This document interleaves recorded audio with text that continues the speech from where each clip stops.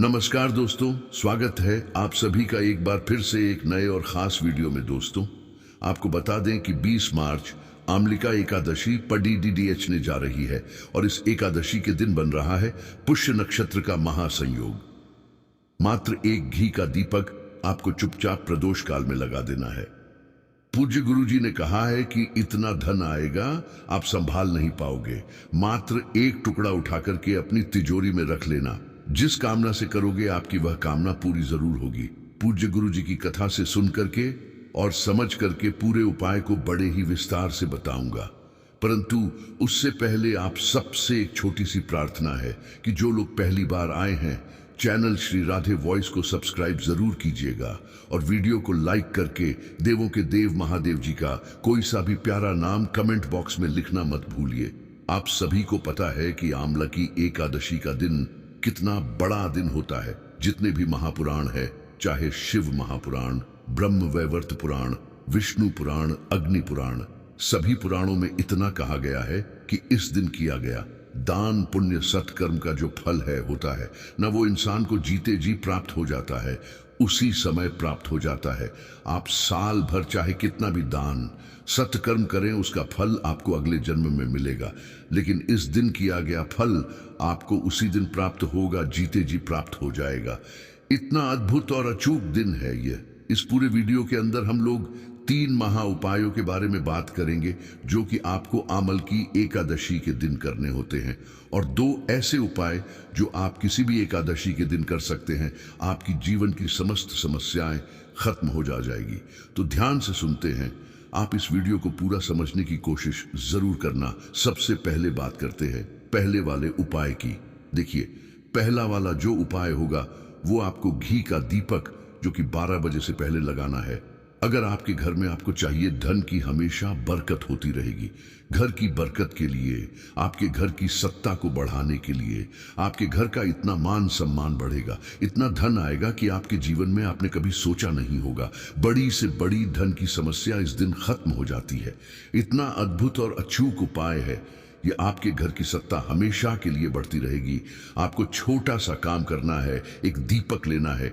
इस दीपक को किस तरीके से बनाना है, आपको गोल बाती लगानी है और इसके अंदर भरना है। आपको गाय का घी लें, गलती से भी भैंस का घी काम में मत लेना। केवल गाय का घी हो, चाहे थोड़ा सा लेना, लेकिन गाय का घी ही लेना, ठीक है। और इसी के साथ में आपको थोड़ा सा अनाज, यानी कि आसन के तौर पर जो भी आप अनाज लेना चाहो, थोड़े से गेहूं के दाने, चावल के दाने, हरे मूंग के दाने, कुछ भी आपको थोड़े से चुटकी भर अनाज ले लेना है, ठीक है। और आपकी जो पूजा की थाली है, जैसे कि आप पूजा करते हो, पूजा थाली में रोली, चंदन, कुमकुम, धूप, दीप जो भी है वो आपको ले लेना है, ठीक है। और एक दीपक ये वाला जरूर लेना। इनको लेकर के आमल की एकादशी के दिन अगर आपके घर में भी कहीं पर आंवले का पेड़ है या पौधा भी है तो आप वहां पर भी इस उपाय को कर सकते हैं। आंवले के पेड़ के नीचे चले जाना, किस समय पर जाना है यह चीज ध्यान दीजिएगा। पूज्य गुरुजी ने कहा है कि इस वाले उपाय को आमल की एकादशी के दिन को प्रदोष काल का समय होता है।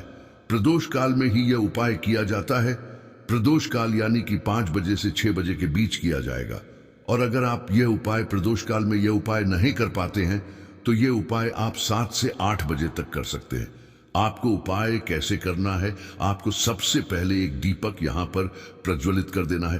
थोड़ा सा आसन बिछा करके हरिहर महादेव जी के नाम से, उसके पश्चात जो आप पूजा की थाली लेकर के आए हो, इस वृक्ष की आपको जैसे पूजा करनी है, जो धूप दीप चंदन चढ़ाना है, मिठाई चढ़ाने हैं, भोग चढ़ाना है, सब कुछ जैसे आप नॉर्मली पूजा करते हो बिल्कुल वैसे से ही पूजा कर लेनी है। अब उपाय करने का समय जब आप पूजा करके उठोगे तो उठने के बाद इस पेड़ की जो छाल होती है, ये वाली जो छाल यहां पर लगी हुई है, इस तरीके से आपको यह थोड़ी सी छाल है, लेकिन खुरचन का नियम पूज्य गुरु जी ने कहा कि आप जब भी इसे खुरचें, हाथ की दाहिने हाथ की केवल 2 उंगलियों का इस्तेमाल करना है। पहला, एक तो ये अंगूठा और दूसरी छोटी वाली उंगली, केवल आपको इन दोनों से ही उस पेड़ की थोड़ी सी छाल खुरचना है। और खुरचने के बाद आपका जो पल्लू है उस पल्लू के अंदर गिरा लेनी है इस वाली छाल को, ठीक है। छाल को गिराने के पश्चात ज्यादा नहीं, थोड़ी सी चुटकी भर ही आप ले लेना, कोई दिक्कत नहीं है। जैसे ही आप छाल को अपने पल्लू में गिरा लो, इस पल्लू को आपको अपने ऊपर अपनी तरफ गिराना है। ये चीज ध्यान रखना, ऐसे छिटक कर नीचे नहीं गिराना है, अपनी तरफ गिराकर के पल्लू में रख लेना, ठीक है। और इसे लेकर के अपने घर पर आ जाना। घर पर लाने के पश्चात आपको इस पेड़ की छाल को लेना है और एक लेनी है आपको हल्दी की गांठ।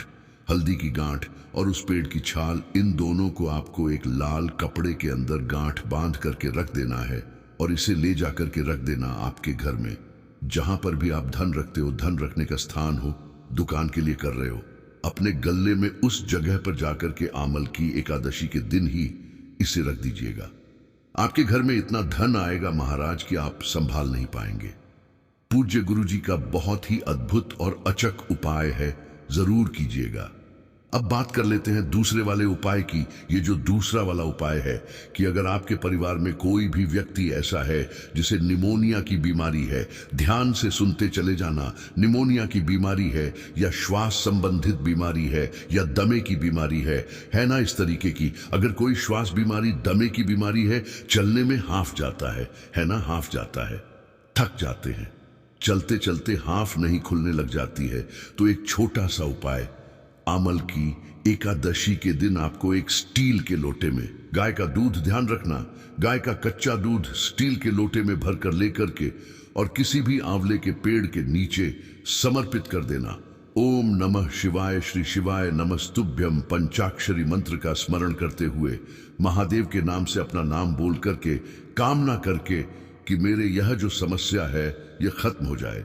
आपकी सारी समस्याएं, यह वाला उपाय सिर्फ और सिर्फ निमोनिया, श्वास संबंधित, दमा संबंधित या फिर चलने में हाफ नहीं फूल जाती है, उन लोगों के लिए ही पॉसिबल है, ठीक है। तो अगर आपके भी परिवार में कोई व्यक्ति ऐसा है, वह भी आमल की एकादशी के दिन इस उपाय को कर सकते हैं। बात कर लेते हैं तीसरे वाले उपाय की। तीसरा वाला जो उपाय होगा ना, ये होता है आपकी बड़ी से बड़ी मनोकामना पूर्ति के लिए, जो कि सिर्फ और सिर्फ आमल की एकादशी के दिन किया जाता है।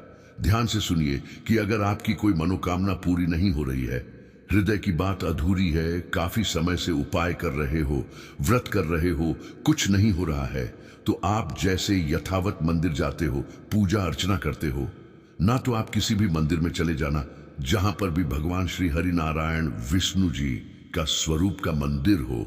जो भोग चढ़ाना है वो भोग चढ़ाना, लेकिन अपनी कामना कह करके एक बार वहां बैठ करके, आसन लगा करके श्री कनक धारा स्रोत का पूरा पाठ करके आ जाना। थोड़ा सा समय जरूर लगेगा। पाठ करने के पश्चात ढोक दे करके अपनी कामना कह करके आ जाना। 21 दिन तब होते हैं जब आपकी वह कामना पूरी हो जाती है। पूज्य गुरु जी का बहुत ही अद्भुत और रचक उपाय है, जरूर कीजिएगा। अब बात कर लेते हैं चौथे वाले उपाय की। चौथा वाला जो उपाय है ना, यह उन लोगों के लिए है कि अगर आपके परिवार में कोई व्यक्ति बहुत ज्यादा बीमार है, बहुत गंभीर बीमारी है, डॉक्टर ने भी मना कर दिया कि इसका कुछ नहीं हो सकता है, काफी समय से हॉस्पिटल में भर्ती है, छुट्टी नहीं मिल रही है, बहुत बुरी समय चल रहा है, उसके शरीर में बीमारियां खत्म नहीं हो रही है, तो आपको एक लोटा शुद्ध जल अपने घर का लेना है, ठीक है। और इसी के साथ आपको अगर इस तरीके का आंवला मिल जाए तो बहुत अच्छी बात है, वरना आपको अगर ऐसा आंवला नहीं मिलता है तो आप ये सूखा आंवला जो मार्केट में होता है, इसे आपको ले लेना है, ठीक है। और इसके एक एक से 2 टुकड़े आपको इसी वाले कलश के अंदर डाल देना है। इस वाले उपाय का सबसे अच्छा क्रम यह है कि इस वाले उपाय को आप बीमार व्यक्ति के निमित्त, उसके परिवार का कोई भी व्यक्ति कर सकता है। दूसरा, अपने घर पर भी इस उपाय को कर सकते हो। इस उपाय को करने का एक खास समय है, जो कि है रात्रि को 900 पेंदे पर, केवल 900 पेंदे पर ही इस उपाय को किया जाता है। रात्रि को अगर आपके घर में शिवलिंग विराजमान है तो वहां चले जाइए, वहां नहीं है तो आपके आसपास जो जो भी मंदिर है जहां पर शिवलिंग विराजमान है वहां पर चले जाइए। उत्तर दिशा, नॉर्थ डायरेक्शन की तरफ मुंह करके खड़े हो जाना, उस बीमार व्यक्ति का नाम और गोत्र बोलना है ना, और अपनी कामना कहकर क्योंकि वो बीमार व्यक्ति सही हो जाए। इस आंवले के जल को शिवलिंग के ठीक ऊपर ओम नमः शिवाय, श्री शिवाय नमस्तुभ्यम पंचाक्षरी मंत्र, राक्षी मंत्र का स्मरण करते हुए रात्रि को 1:15 बजे शिवलिंग के एक ऊपर आपको समर्पित कर देना है। अमल की एकादशी के भी जो जल बहता बहता जलधारी से नीचे की तरफ आए, थोड़ा सा जल आपको यहाँ पर रोकना है और उस बीमार व्यक्ति को इसका आचमन करा देना है। पूज्य गुरुजी ने कहा कि अगर उसे हॉस्पिटल से छुट्टी नहीं मिल रही है तो 2 से 3 दिन के अंदर अंदर उसे छुट्टी मिल जाएगी।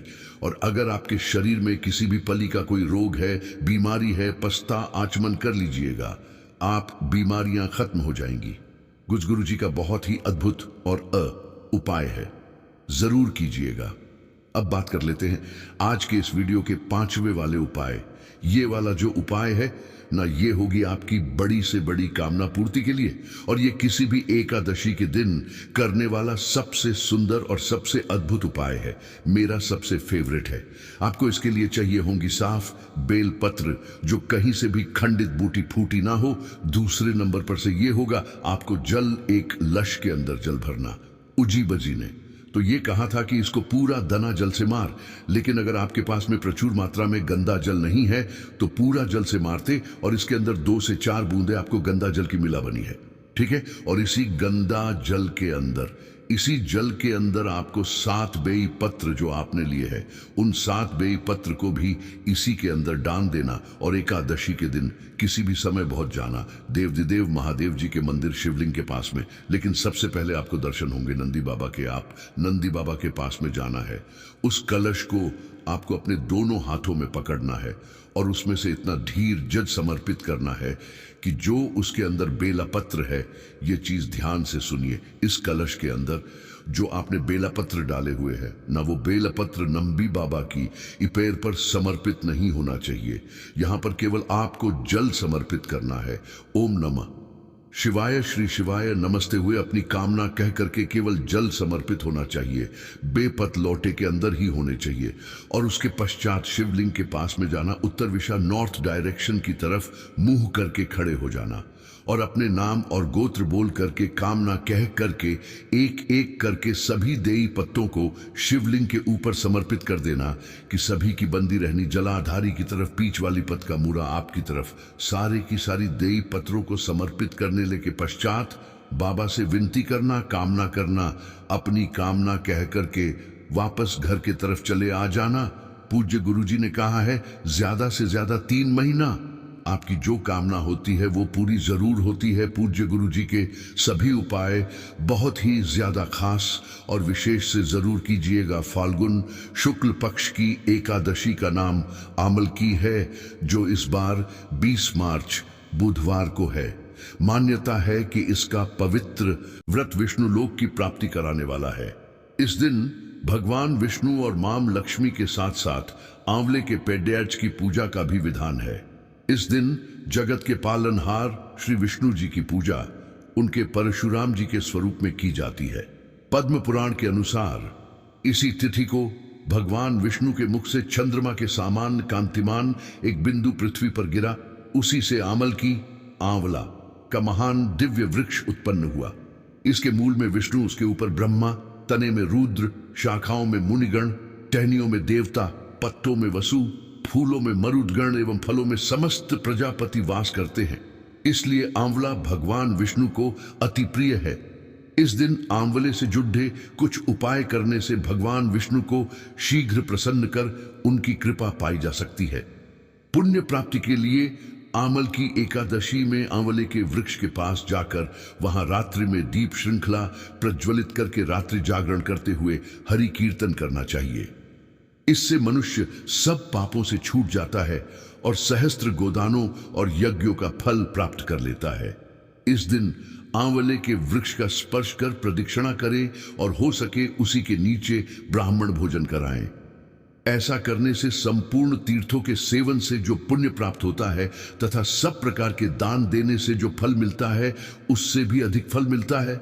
वीडियो अगर पसंद आए तो लाइक जरूर करना, साथ ही साथ चैनल को सब्सक्राइब जरूर कीजिएगा। मैं आपसे मिलता हूं किसी नई जानकारी और नए खास वीडियो के साथ। दोस्तों, आज के लिए बस इतना है तब तक के लिए। जय श्री राम, जय महाकाल, जय हनुमान।